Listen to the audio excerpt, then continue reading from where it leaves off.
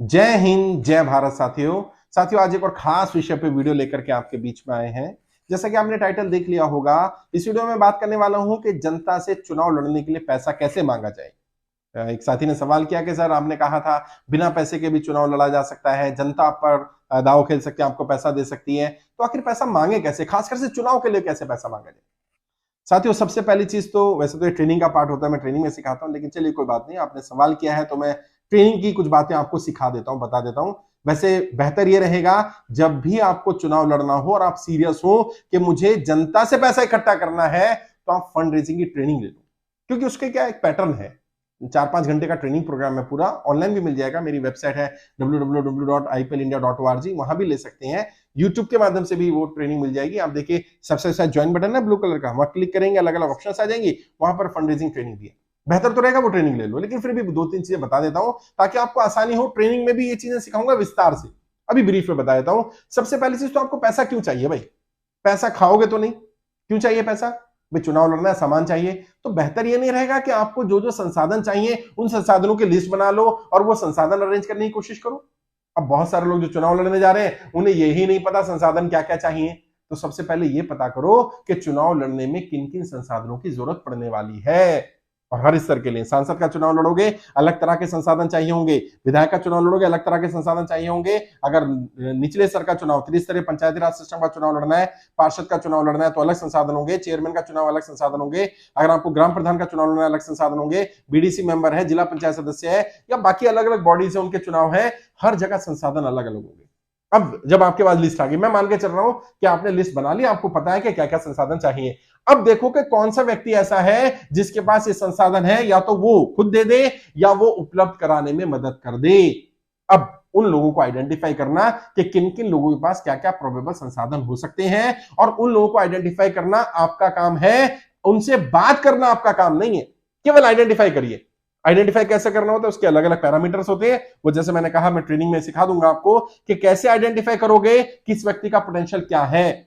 पैसे के आधार पर केवल जज नहीं होता है, पैसा भी एक आधार हो सकता है, लेकिन बहुत सारे आधार हैं, वो जज करो। और वो जज करने के बाद ऐसे लोगों की लिस्ट तैयार करी जाएगी। और मैंने जैसा कहा, आपका काम केवल आइडेंटिफाई करना होगा। आइडेंटिफाई करने के बाद उनसे बात करने का काम आपका नहीं होगा। उसके लिए क्या करना पड़ेगा, उसके लिए टीम बनानी पड़ेगी, जो फंड रेजिंग टीम होगी। उस फंड रेजिंग टीम को ट्रेन करना पड़ेगा, पिच कैसी होनी चाहिए, किस तरह से बात रखी जाए। क्योंकि जब मांगते ना, वो कहावत है, बिन मांगे मोती मिले, मांगे मिले ना भीख। यानी कई बार बिना मांगे भी बहुत कुछ मिल जाता है, और कई बार मांग कर भीख भी नहीं मिलती है। और अगर लोगों ने दे भी दिया, मांगने के बाद जो देंगे वो शायद बहुत कम होगा, और उसका एहसान बहुत बड़ा होगा। और जब व्यक्ति अपनी खुशी भावना के साथ देगा, और उस भावना में उसके देने की भावना जो होगी, वो एहसान मानेगा कि आपने उसको इस लायक समझा या उसको जिम्मेदारी दी कि वो आपके चुनाव में आपकी मदद कर रहा है। तो कैसे, जो फंड रेजिंग टीम है उसकी पिच क्या होनी चाहिए, किस तरह से उसको अपनी बात रखनी चाहिए, उनको ट्रेन करना पड़ेगा। अच्छा, हर चुनाव में अलग अलग टीम बनेगी।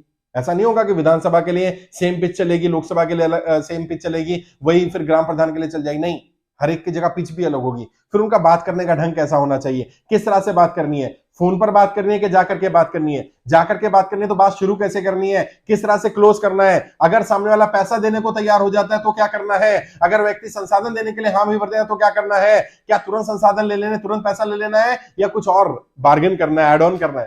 तो वो सिखा दूंगा। जब आपको, जैसे मैंने कहा, जब आप सीरियस होंगे तो इस पैटर्न को सीखने में मजा भी आएगा, और लगे आपको कि हाँ वाकई इसका कुछ बेनिफिट भी हुआ। लेकिन मोटे मोटे तौर पर आपको सबसे पहले आइडेंटिफाई करना, आइडेंटिफाई करके टीम बनाना, टीम को पिच देना, और पिच पर टीम काम करेगी। अब क्या होगा, अब संसाधनों को कैटेगराइज करना पड़ेगा। कौन कौन से संसाधन आप अपने बलबूते इकट्ठा कर लेंगे, और कौन कौन से संसाधन आपकी टीम इकट्ठा करेगी। आपने अपनी टीम बना ली होगी, मैंने बताया था 9 तरह की टीमों की जरूरत होती है, वो भी हर चुनाव में अलग अलग 9 टीमें होती है। तो आपने वो 9 टीमें बनाई, उन टीमों में से देखना पड़ेगा कौन कौन से संसाधन टीम प्रोवाइड कर सकती है, या टीम के पास संसाधन है। और हर तरह के संसाधन, भाई गाड़ी भी एक संसाधन है, ड्राइवर भी तो एक संसाधन है, पेट्रोल भी एक संसाधन है। अब मान लीजिए हमने कहा कि ट्रांसपोर्ट टीम बना दी, फॉर एग्जांपल ट्रांसपोर्ट टीम, वैसे तो बहुत सारी टीमें होती हैं, मैं एक टीम का एग्जांपल दे रहा हूं। ट्रांसपोर्ट टीम बना दी, अब ट्रांसपोर्ट टीम गाड़ी की व्यवस्था भी खुद करे, पेट्रोल की व्यवस्था भी खुद करे, और ड्राइवरों की व्यवस्था भी करे, तो शायद हो सकता है टीम ना कर पाए। तो हमें क्या करना पड़ेगा, हमें आइडेंटिफाई करना पड़ेगा कि टीम का अपना क्या पोटेंशियल है, हमारा क्या पोटेंशियल है, और कौन सी चीजें ऐसी हैं जो हम आउटसोर्स कर सकते हैं, और कौन सी चीजें ऐसी हैं जो इन हाउस हमारे पास अवेलेबल है, हम अरेंज कर सकते हैं। उसके लिए एक एक टीम को पहले तो 9 टीमें बनाओ। सबसे पहले तो कोर टीम बनाओ, कोर टीम के बाद 9 तरह की टीमें बनाओ, हर चुनाव के लिए अलग अलग बनेंगी। उन टीमों के एक एक हेड को बनाओ, उनको पूछो भाई तुम्हें क्या क्या चाहिए, कौन कौन से संसाधन, उनकी लिस्ट मंगा लो, कौन कौन से संसाधन आप अपने स्तर पर अरेंज कर सकते हो, और फिर कौन कौन से संसाधन हमसे चाहिए आपको। इस तरह से आहिस्ता आहिस्ता आपके पास पूरी लिस्ट आएगी, लोग होंगे आपके पास, और लोगों के पास आपके पास टीम होगी फंड रेजिंग की, वो उस तरह से पिच का काम करेगी, पिच पर काम करेगी, जो पिच तैयार करके दी जाएगी। आहिस्ता आहिस्ता आहिस्ता आहिस्ता आप संसाधन इकट्ठा कर लोगे। और कितना कर लोगे, जितना भी आपका चुनाव का बजट है। मानो आपने विधानसभा का चुनाव लड़ना है फॉर एग्जाम्पल, वैसे तो इलेक्शन कमीशन की लिमिट तो बहुत ही कम है, लेकिन 1.5-2 करोड़ रुपए मिनिमम खर्च हो जाते हैं। आधा अमाउंट लगभग हम फंड रेजिंग से इकट्ठा कर लेते हैं। किया जा सकता है अगर बढ़िया टीम बनाई जाए, और कम से कम चुनाव से 1 वर्ष पहले ही इस पे काम कर लिया जाए। 1 वर्ष नहीं है, 6 महीना पहले कर लो, कम से कम 3 महीने पहले तो कर ही लो। कई लोग क्या कहते हैं, सब लोग मुझ पर दाव खेलने को तो तैयार हैं। लोग कहते हैं एक बार तुम पार्टी का टिकट ले आओ, फिर हम आप पर दाव खेल देंगे। आप में से भी बहुत सारे लोग ऐसे हो सकते हैं जो उम्मीदवार बनने वाले हैं किसी पार्टी से, या टिकट मांग रहे हैं। वहां लोग ये कह सकते हैं कि आप टिकट ले आओ तो मैं आप पर दाव खेलूंगा, लेकिन जब टिकट आ ही जाएगा तब तो सभी दाव खेल लेंगे। टिकट लाया कैसे जाए, उस समय पर टिकट लाने के लिए कौन दाव खेलेगा, क्योंकि वहां भी संसाधन चाहिए, वहां भी रिसोर्सेज चाहिए। केवल व्यक्ति को टिकट नहीं मिलती है, व्यक्ति की टीम देखी जाती है, व्यक्ति का जनाधार देखा जाता है, व्यक्ति के पास संसाधन कितने वो देखा जाता है, उन संसाधनों को कितना वो लगा रहा है पार्टी या संगठन के हित में, और कितना वो लॉयल रहेगा पार्टी संगठन के लिए, ये भी देखा जाता है। और इसके अलावा भी बहुत सारी चीजें देखी जाती है। टिकट मिलने का आधार केवल एक नहीं होता है, टिकट मिलने के बहुत सारे आधार हैं। तो हमें यह समझना पड़ेगा कि अगर कोई ऐसा कह रहा है तो उसको समझाना भी है, छोड़ना नहीं है। ऐसा नहीं हो कि उसने कह दिया कि टिकट मिल जाएगी तो आ जाना, और आपने कहा चलो जब टिकट आएगी तभी बात करें। नहीं, छोड़ना भी नहीं है, बीच में रखना है उसको। ना तो ये उम्मीद करके रखना है कि ये आपका भी साथ दे देगा, और ना ये बिल्कुल साथ छोड़ देना कि कल हमें इसके साथ की जरूरत नहीं होगी। तो किस तरह से बड़े नेता करते हैं, बड़े नेता जब फंड रेजिंग करते हैं तो किस तरह से वार्तालाप करते हैं, किस तरह से वो लोगों से बात करते हैं, किस तरह से वो फंड इकट्ठा करते हैं। पैसा भी उन्हें मिल जाता है, लेकिन कब मिलता है, कैसे मिलता है, क्या बात करनी होती है, वो जानने का विषय है, वो सीखने का विषय है, और वो सीरियस विषय है। क्योंकि यूट्यूब पर तो ज्यादातर लोग आप में से भी स्क्रॉल करते करते आ गए, लगा कि अच्छा बढ़िया चीज है, सुन लेते हैं। ये सीरियस अफेयर है। पॉलिटिक्स बच्चों का खेल नहीं है। मैंने किताब लिखी है ना, राजनेता बनना बच्चों का खेल नहीं है। जो सीरियस है वो बात करें। वीडियो के डिस्क्रिप्शन मेरा नंबर मिल जाएगा, मेरी टीम से बात करिएगा, मैं गाइड कर दूंगा। तब लोग आप पर दाव खेलेंगे, तब लोग आप पर पैसा भी लगाएंगे, तब लोग आपको संसाधन भी देंगे, जब आप उसके लिए तैयार होंगे।